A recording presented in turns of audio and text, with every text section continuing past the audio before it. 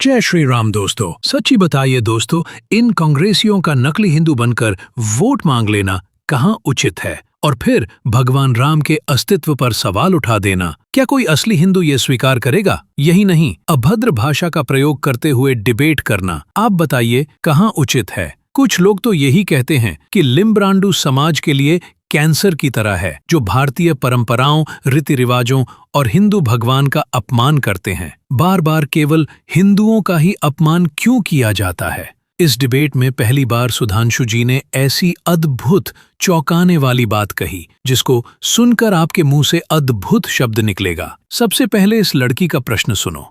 नमस्कार सर, मेरा नाम शिखा मिश्रा है। हमारी जो युवा पीढ़ी है और जो आने वाली पीढ़ियां हैं, हमने श्री राम की और सनातन धर्म की एक अलग ही परिभाषा बनाई हुई है।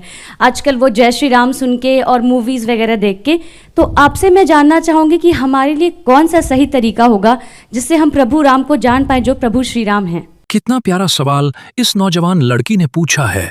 क्या गजब बोला है सुधांशु जी ने, सुनो।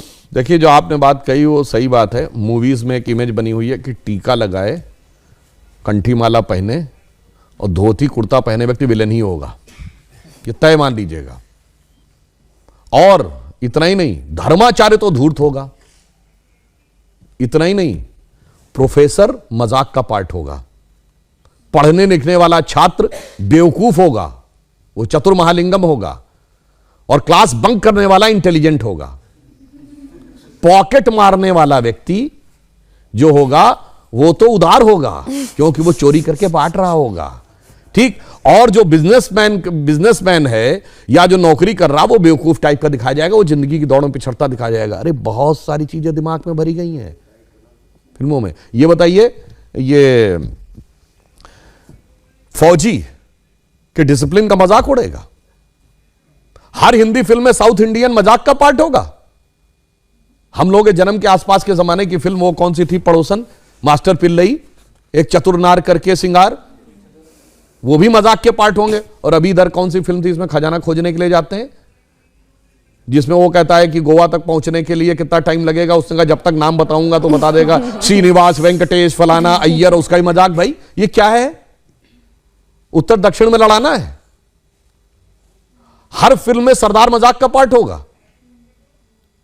बहुत बड़ा षड्यंत्र था ये, एक लेफ्टिस्ट एजेंडा था। और इसमें मैं ये नहीं कह रहा हूं कि इस फिल्म वालों ने जान के किया है, वो तो बेचारे खुद भी नहीं जानते, उनका माइंडसेट ऐसा कि उसके टूल बन गए। तो नई पीढ़ी ने तो बहुत कुछ ऐसा ही देखा है और ये बड़े करीने से उसके दिमाग में बैठा दिया गया है। अरे भाई, हम लोग भी बच्चे थे तो ऐसी बात रहती थी, बाबा आ जाएगा, झोली बाबा पकड़ के ले जाएगा, तो मतलब वो दाढ़ी वाला बाबा ही झोली होगा। और मैं किसी के प्रति अवमानना नहीं करना चाहता, मगर एक बात बताइए, कभी किसी मौलवी को नेगेटिव रोल में दिखाया गया हो तो बताइए? इवन आतंकवाद वाली फिल्मों में भी उसको करेक्टर रोल में दिखाया जाएगा। यह सोचने की बात है। एक ही फिल्म में, अमिताभ बच्चन जी की फिल्म है 1970 के दशक की, जिसमें जब उनकी भाभी आती हैं और या मां अगर उनको प्रसाद देगी, मैं नहीं लेता ऐसा प्रसाद, मैं नहीं मानता ऐसे भगवान को जो गरीब का पेट नहीं भर सकता, उसी फिल्म में 786 का बिल्ला उनकी जान बचाता है और उसको यूं हाथ से लगा रखते हैं। सोचिए कैसे दिमागों में चीजें भरी गई हैं। इसलिए मैं युवा पीढ़ी से कहूंगा, इस जगत प्रपंच से बाहर निकलिए और ओरिजिनल अपने टेक्स्ट पढ़िए। विवेकानंद का साहित्य पढ़िए, स्वामी राम तीर्थ का साहित्य पढ़िए, श्री अरविंदो का साहित्य पढ़िए, गांधी जी ने जो लिखा है उसको पढ़िए। कार्यक्रम के शुरू होने से पहले कुछ आप विवरण दे रहे थे, मैं चाहती हूँ वो दर्शकों तक भी पहुंचे, कैसे समय की चाल बदली। देखिए, हम आपको एक बात ये बताएं, आप सब ने शनि की 7.5 वर्ड सुना होगा। ये 7.5 का मतलब क्या होता है? शनि एक राशि पे 2.5 साल रहता है और वो इतना शक्तिशाली, जिसे ढैया कहते हैं आप, एक उसकी इतना शक्तिशाली होता है कि एक राशि आगे और एक राशि पीछे तक इंपैक्ट रखता है। यानी कोई बहुत पावरफुल है तो उसका इंपैक्ट एक स्टेप आगे, एक स्टेप पीछे, तो 2.5, 2.5, 2.5, 7.5। तो कहते हैं ना, पहली ढैया, दूसरी ढैया, तीसरी ढैया। 12 राशियां हैं तो टोटल कितना हुआ? 12 × 2.5, 30 ईयर्स। तो शनि का रोटेशन साइकिल 30 ईयर्स है। भगवान राम के भी तो 7.5 लगी थी, कहा था तो बन गए थे। तो 2.5 साल मतलब 30 साल का रोटेशन साइकिल शनि का है। ये तो हमें हजारों साल से पता था, इनको कब पता चला? अभी 100-200 साल पहले। और ये बताते हमको, यार हम साइंटिफिक थे, तुम नहीं थे। मेरे भाई, तुमने तो कहा सूर्य पृथ्वी के चारों ओर घूमता है। और मजे की बात जानते क्या है? गैलीलियो ने कहा 1633 में कि सूर्य पृथ्वी के चारों ओर घूमता है, यह गलत है, पृथ्वी सूर्य के चारों ओर घूमती है। तो उसको कह दिया गया कि तुम्हारी मौत की सजा दे दी जाएगी। उसने माफी मांगी, उसको अपराधी चर्च का घोषित किया गया, चर्च का अपराधी। और वो चर्च के अपराधी की श्रेणी में जानते कब तक रहा है? 1992 तक। पोप जॉन पॉल II ने उसका नाम हटवाया। वरना जिस जमाने में स्पेस में सैटेलाइट पहुंच गया, आदमी 69 में चांद पहुंच गया, और तब तक वो इस बात के लिए दोषी था, मगर कोई नहीं कहता उनसे कि आपके धर्म में कोई आपत्तिजनक बात लिखी हुई है, इसे हटाने की आवश्यकता है। मगर जहां सबसे साइंटिफिक बातें लिखी हैं, वहां पे लोग कहते हैं कि इसमें हटाने की आवश्यकता, उसको हटा। इस षड्यंत्र को समझना चाहिए। इस षड्यंत्र को आप भली भांति समझें तो आपको समझ में आएगा कि जो सभ्यता सर्वाधिक उदार है, उसी सभ्यता के साथ सबसे अधिक छल किया जाता है, जिसे हम कहना चाहेंगे आजादी का अमृतकाल है। तो हम कहते थे ना, हो गए हैं स्वप्न सब साकार, कैसे मान ले हम, टल गया सर से व्यथा का भार, कैसे मान ले हम। राष्ट्र को है लोग भूले, स्वार्थ है युग मंत्र सारा, वर्ग जाति विभेद की अब बह रही है कलुष धारा।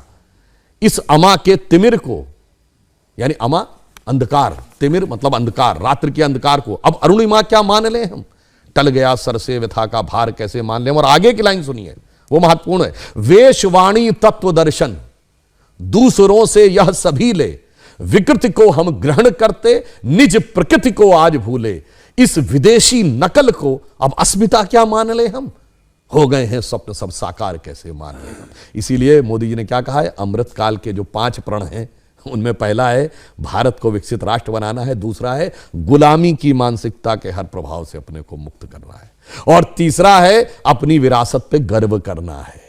इसीलिए गुलामी की इस मानसिकता से बाहर निकलिए तो नया भारत दिखेगा, जिसके लिए हम कह सकते हैं कि स्वप्न देखा था कभी, वो आज हर धड़कन में है, और एक नया भारत बनाने का इरादा। और उसके बाद हिंदी में शपथ ली और ईश्वर के नाम की शपथ ली। 2019 आया, लगता इससे काम नहीं चलेगा, तो क्या किया, अब टीका लगा के कुर्ते के ऊपर जनेऊ वाले हिंदू बन गए और अपनी जाति नहीं गोत्र भी बताने लगे। कहां? राजस्थान में पुष्कर के मंदिर से निकलते हुए 2019 के चुनाव से पहले। फिर लगा इससे भी काम नहीं बन रहा, अब 2024 में अब वो जनेऊ कुर्ता छोड़ दिया, कार्ल मार्क्स की तरह दाढ़ी बना के, हाफ टी शर्ट पहन के, अब हिंदी की बजाय अंग्रेजी में शपथ, ईश्वर की बजाय सोलमनी अफर्म। मैं पूछता हूं, 2014 में ईश्वर के नाम की शपथ, 2024 में ईश्वर के नाम की शपथ क्यों नहीं ली? और फिर संसद में खड़े होकर भगवान की फोटो दिखाते हैं। इतना बदलता हुआ इंसान आपने 10 साल के अंदर कोई भारत की राजनीति में नहीं देखा होगा। अब सुनिए, हमेशा मेरे में ये डिस्कस कर रही है, समय बिल्कुल समाप्त हो रहा है। मैं सुधांशु जी को, बिल्कुल समय कम, बिल्कुल क्या करने के लिए आए? झुनझुना बजाने के लिए देश के सामने? सिर्फ ये